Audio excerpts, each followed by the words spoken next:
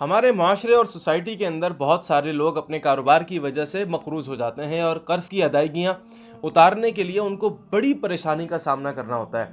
اگر آپ چاہتے ہیں کہ دو چیزیں آپ کو مل جائیں، the first thing is آپ کو رزق کے اندر وسعت مل جائے، and the second thing is آپ کا جو قرض ہے اس کی ادائیگیاں آپ کے لیے آسان ہو جائیں، تو یہ تین کام ضرور کر لیں۔